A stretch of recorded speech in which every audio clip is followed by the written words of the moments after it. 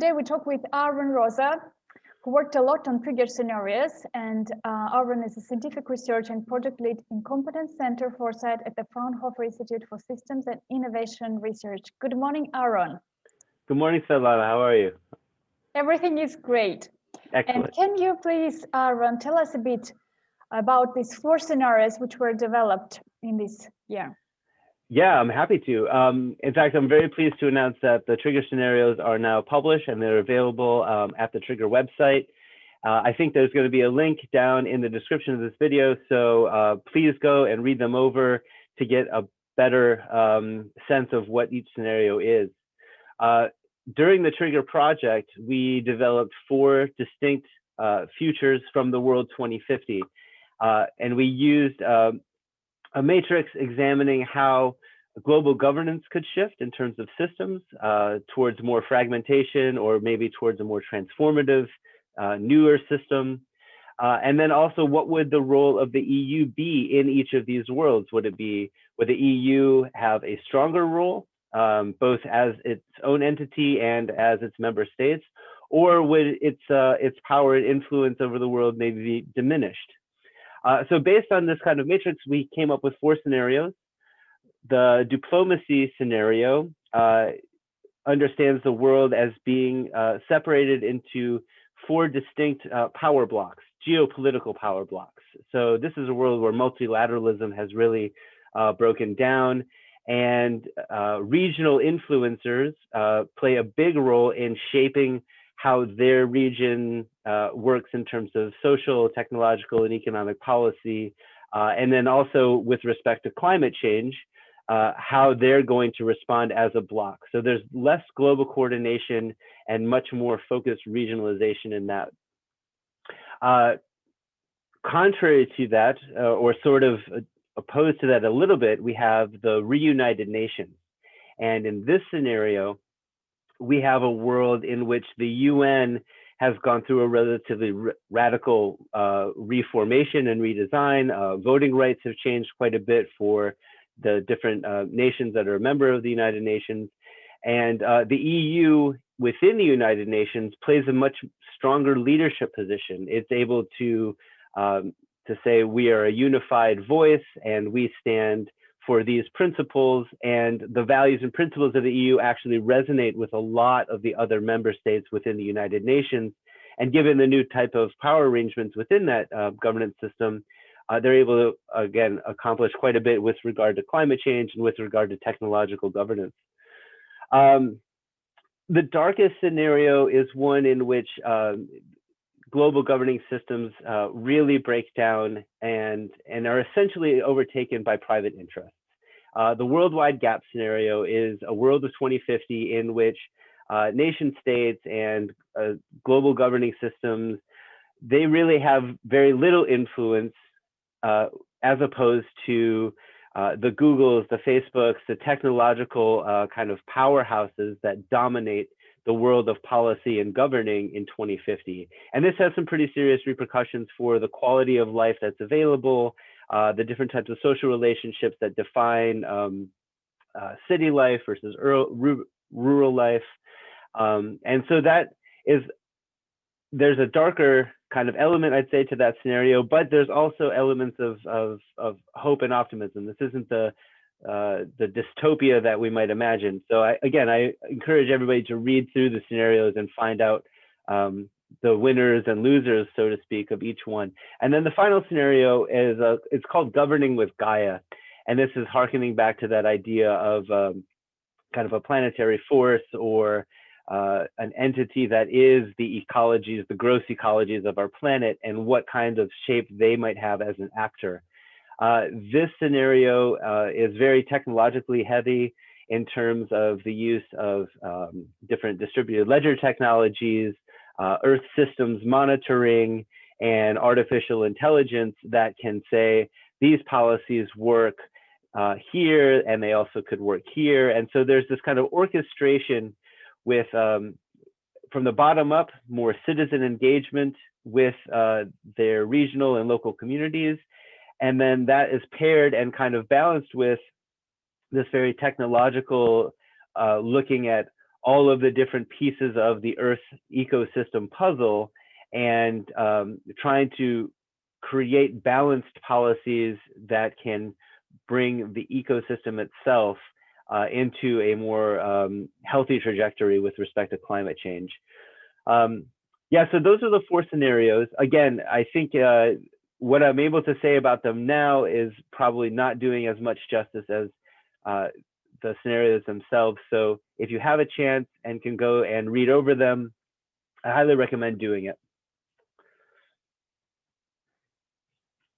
Thank you very much, Aaron. And as I have said, actually, as Aaron mentioned, the scenarios will be on the Trigger website, and also the link is in the description of this video. Thank you, and goodbye, Aaron. See you later. Yes. Goodbye, Svetlana. Thanks.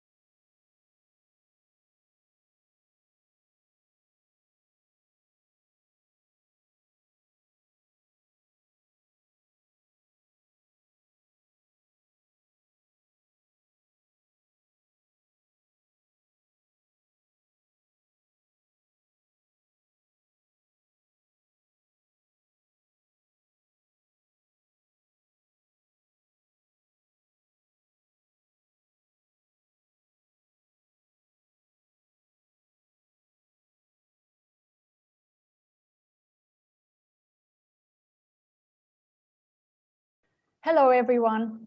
The trigger scenarios are published and you can download them on the website of Trigger, and also in the link will be in the description of the video. Today I talk with Aaron Rosa, who worked a lot on these scenarios, and Aaron is a scientific research and project lead in the Competence Center Foresight at the Fraunhofer Institute for Systems and Innovation Research. Good morning, Aaron. Good morning, Svetlana. Aaron, I would like to ask you today why foresight is getting increasingly important for policymakers in these uncertain times, and how do you think the trigger scenarios can be used? Sure, that's a great question. So really, I think there are three main reasons why policymakers right now are turning their attention towards strategic foresight and alternative futures. One of them is that policy is, in and of itself, future-oriented. It's written to achieve certain goals, and sometimes policies are written together in concert to achieve longer and broader goals along a longer time frame. So foresight then becomes critical because, as you mentioned, the uncertainty of the future, we don't know what's going to happen. You know, the many systems and their relationships are all at play, and writing a piece of policy for one system has a very complex relationship with many other systems. And so complexity is always in play when it comes to what is the actual outcome of a policy going to do? What are the rebound effects that need to be considered? And foresight allows us to take a peek at some of those possibilities. And I think the trigger scenarios do this relatively well. Is they take a complex series of factors and the uncertainty surrounding those factors, and they wrap it into a narrative that's easy to understand. And then particularly within policy, what you want to do is test your policy and your policy goals for robustness in dynamic conditions, right? The environment is changing in so many ways, social, political, technological. And so what the trigger scenarios do is they paint a picture in which many things have changed between now and 2050. And what they ask a policymaker or anybody else who's using the scenarios to do is, how has your vision and your goals, how have they been achieved, or how have they not been achieved under these dynamic conditions? And I think that's really where the trigger scenarios can be useful, and how strategic foresight and future studies will continue to play a role in the work that policymakers do. Thank you very much, Aaron. Absolutely, thank you. Comprehensive answer. Please download the scenarios on the website of Trigger, as I said, and the link can be found in the description of this video. Goodbye. Bye, see you later.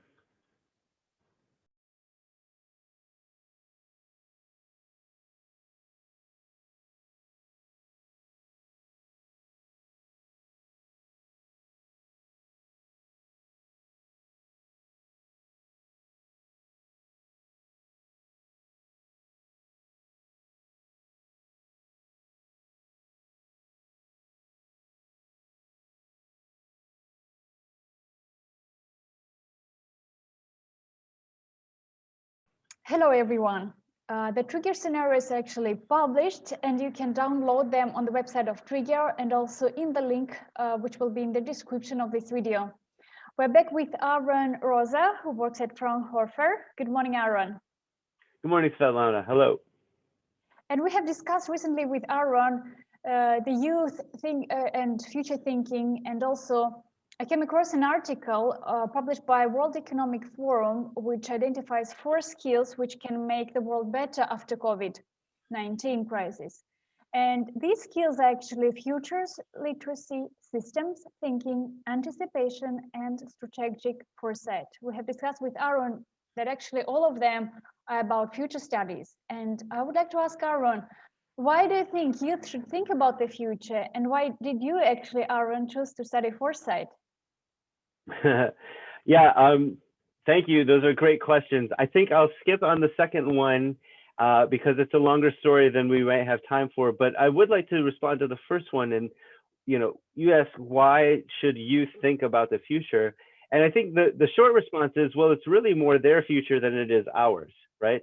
They're going to live through a lot more of whatever future we create than I am. I'm thinking about my children, or even, you know, the young professional today. You're going to be around a lot longer than me, so it's really in your vested interest to approach futures thinking in a new way. Now, that's kind of the casual response.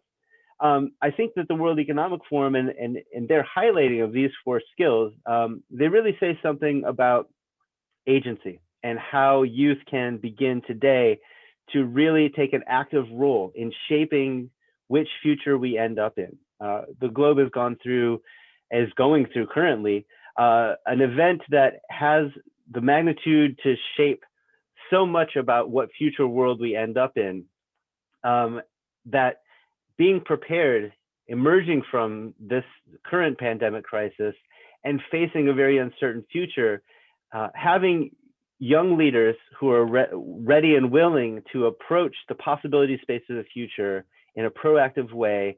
The best way to prepare those leaders is to teach them these basic future studies, futures thinking skills, so that they can balance a number of different possibilities, understand the complex relationships of overlapping systems that are already shaping our today, and then understand how affecting one component of one system will have effects across a number of different complex areas of life and the world in general. So I think, again, this article and futures studies, futures thinking for youth are really contemporarily, they couldn't be better timed. Yeah, I hope that answers your question. I'm not really sure that there's really lots to say on this topic, but yeah. Yeah, I completely agree with you, Aaron, and thank you very much for this input. I hope that young thinkers find it very useful to read trigger scenarios. Thank you, Aaron. The trigger scenarios, I should say real quick, they're great. They're supposed to be stories from 4 different futures, and they tell these tales of very different worlds in terms of who's governing, who's making rules, and how that impacts people's daily lives. And so maybe the trigger scenarios would be one way that somebody who hasn't done any foresight or futures thinking can read a couple of these scenarios and really get a handle on how different the world could emerge over the next 30 years. Thank you very much, Aaron. Definitely. Goodbye. Bye.